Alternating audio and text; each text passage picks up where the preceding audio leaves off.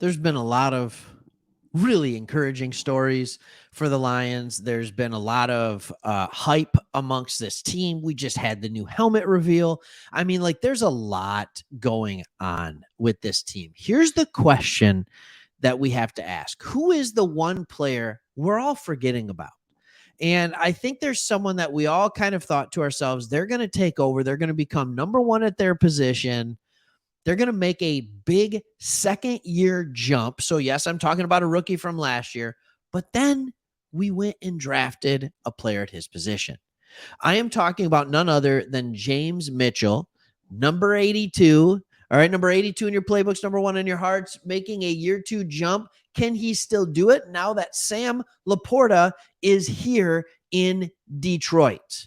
My answer, yes. He can make the year two jump exactly where he needs to be.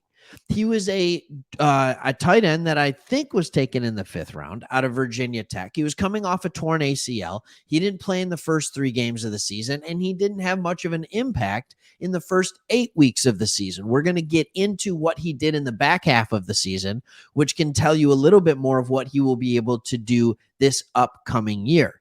But I think what you do with James Mitchell is, yes, he can still make a second year jump to being a very productive number 2 tight end on this team. Not is he a liability if we have him out there as a tight end 2, but really he's the tight end 3 on this team. I think he can make the jump. Sam Laporta should be ahead of him. He should be our starting tight end. We drafted him in the 2nd round. That's what he's there to do. But James Mitchell still can make this jump. So without further ado, let's look at this article on Pride of Detroit. Love these guys. Love the work that they do. And you can kind of see what James Mitchell did. It's kind of some of the stuff that I already talked about. He had the torn ACL. And here's what Johnson said during training camp about him, Ben Johnson. He said, I think he kind of separates himself a little bit from those guys just in terms of his mental capacity. That's really good. He's been very impressive in the meeting room and in walkthroughs so far, the staff has been able to do. So from that aspect, I'm really encouraged. Okay, but there's struggles. So let's talk about what he did good and what he did bad last year. In 14 games last year, he played 183 snaps, saw 11 targets for 11 catches for 113 yards and a touchdown. That's really good. His PFF grade was 66.9, 19th amongst tight ends who played 100 blocking snaps. That's fantastic. His receiving grade was a 76.3. His pass blocking grade, all right, was an 82.7. It says no, only 14 pass blocking attempts or snaps. So we get that. But his run blocking grade was terrible. 42.8. That's weird. That's weird. And even though at Virginia, his big, sorry, Hokie Nation, Virginia Tech, don't make that mistake. Even though Virginia Tech was, his job was mostly to be a receiver for them, the Lions used him a lot in like inline blocking schemes. They brought him in for a lot of run blocking snaps. And that's where he needs to improve. He was fine when catching the ball, and he will continue to be fine. He won't be as good as Laporta, but he will be fine. He was also good when it came to pass blocking, which is very unique, but you can use him as a decoy in the passing game. I thought that was interesting. But Dan Campbell talked about it and expanding Mitchell's game as the wide tight end. And he said this: I think just part of the emphasis for him would really be in the run game, the blocking, obviously. Thank you, Dan. I love how he added the blocking. Like, I want him to get better in the run game. Let's give him a bunch of carries. No. He said he was a receiver in college before he was a tight end, so he kind of has a feel and knack for some of those things. But it was the run game because we think there is a lot of potential.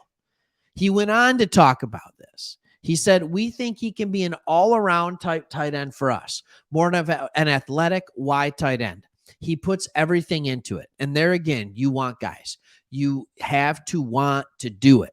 You have to be eager. You have to want to learn. He has all of that. So that would lead you to believe that he will continue to develop. All right.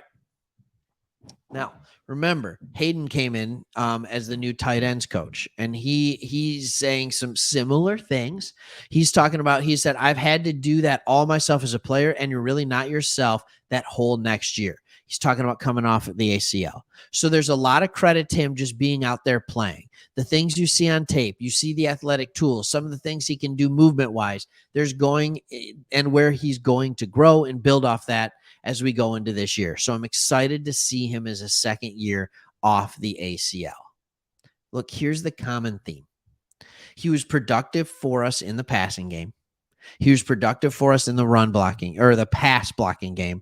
He needs work on the run blocking game. And part of that might be simply because he had the ACL and he's not back there. He's just not back yet. He missed valuable time during OTAs this year again due to an undisclosed injuries, but he's been out there. He's impressed Hayden with his work ethic. That's all good. He said, we come out here every day. We have things for him to focus on, to work on, and they show up. He works his tail off to give me what I want to see out of him on a daily basis. He's getting better. Kid's got a bunch of talent, man. I'm excited to see him get the pads on and be physical with some guys. That's all you can ask for at this time. In OTAs, you're not going to see the run blocking changes anyway. All you're doing is working on footwork, hand placement, walk-through stuff. Like there's not a whole lot to do. OTAs is a time for wide receivers, DBs, quarterbacks to shine because they're the ones making the plays because we're not doing any crazy tackling.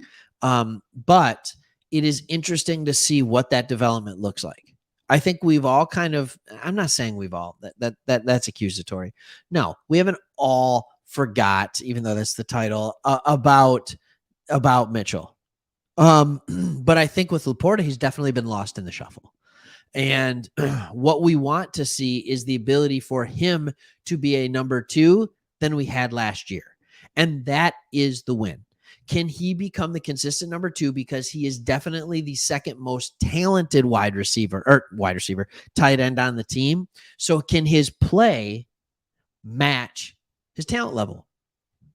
That's all I got for you. I think that's the one you need to ask yourself. And there it is. And does that allow us to use that, 13 personnel, 3 tight end sets, or 12, which is the 2 tight end set? Does it allow us to use that more because he has more skill in the run blocking game? All right. Leave your comment below if you like Mitchell having kind of a more expanded role this year, not the lead tight end. That would be a problem. We still want that to be Laporta, but a bigger role this year for the Detroit Lions. Hit the subscribe button if you haven't already, and we'll see you on the next one. Thanks for watching.